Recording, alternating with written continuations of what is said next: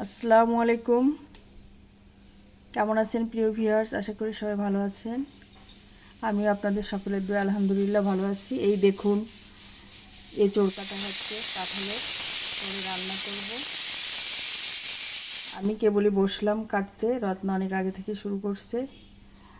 তো এঁচোড় আসলে সবাই কাটতে পারে না, কাটতে চায়ও না, কষ্টের কাজ এটা। অনেক কষ্ট করে কাটতে হয় কাঁঠালের এঁচোড়, খেতে অনেক মজা। বাট এই যে কাটাটা যে কি কষ্টের, আর রান্নাটাও আছে ঝামেলা। মশলাপাতি বাটা, বিভিন্ন আদা বাটা লাগবে, জিরে বাটা লাগবে, সব কিছু বেটে গুটে রান্না করতে গেলে এঁচোড় রাঁধতে একটু আমার কাছে কষ্ট লাগে। আসলে আজকাল আমি সব রান্নাতেই কষ্ট পাই। যাও আর কি, দোয়া করেন যেন রান্নাটা শেষ করতে পারি। ভালো থাকবেন। আমি কোনো একটা নড়াইল।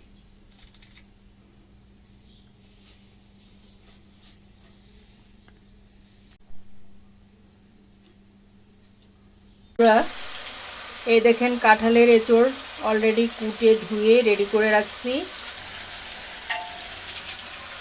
চিংড়ি মাছ এবং আলুটা ভেজে রাখলাম।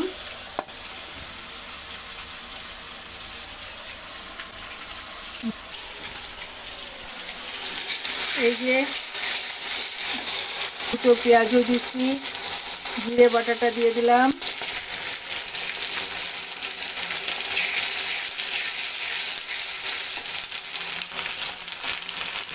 একটু ধনে গুঁড়ো দিলাম, হলুদ, লবণ, শুকনো মরিচের গুঁড়া। বন্ধুরা, মশলার আপনার পছন্দ মতো দেবেন, মরিচটা আপনার পছন্দ মতো দেবেন। লবণ, মরিচ, হলুদ, এটা মশলাটা নিজের স্বাধীনতা। মশলার ভিতরে এঁচোড় দিয়ে দিছি। পাত্রটা একটু ছোটো হয়ে গেছে, আর একটু বড় হলে ভালো হতো। কিছুটা নারকেলের দুধ দিয়ে দিছি, আপনাদের দেখাতে পারিনি। পাতিলটা ছোট হয়ে যাওয়ার জন্য এবার কড়াইটা এখন পাতিলে দিয়ে দিলাম। নারকেলের দুধ যেটুকু ছিল সেটুকু দিয়ে দিলাম। ফাইনালি এখন রান্না হলে দেখাবো আপনাদের। বন্ধুরা, এই দেখুন, এঁচোড় রান্নাটা শেষের দিকে চলে আসছে। একটু গরম মশলার গুঁড়ো দেবো, ভাজা গুঁড়ো, জিরে আর গরম মশলা দিয়ে। কালারটা যদিও মোবাইলে সেরকম আসছে না, জানি না কেন।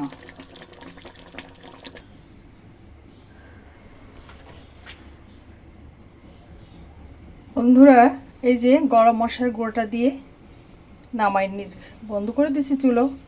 একটু গরম মশলা দিয়ে দিলাম। এটা হলো ভাজা গরম মশলা। জিরে, এলাচ, দারচিনি, লবঙ্গ, গোলমরিচ দিয়ে তারপরে এটা টেলে নিয়ে তারপরে গুঁড়ো করে দিলাম। জানি না এঁচোড়ের কালারটা তেমন সুন্দর আসেনি। এখন একটু নাড়াই দেব। এই যে নাড়াই দিচ্ছি।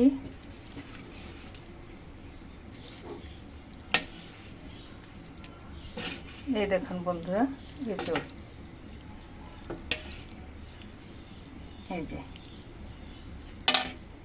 তো ভালো থাকবেন, দোয়া করবেন। আমি কোহিনুর আক্তার, নড়াইল।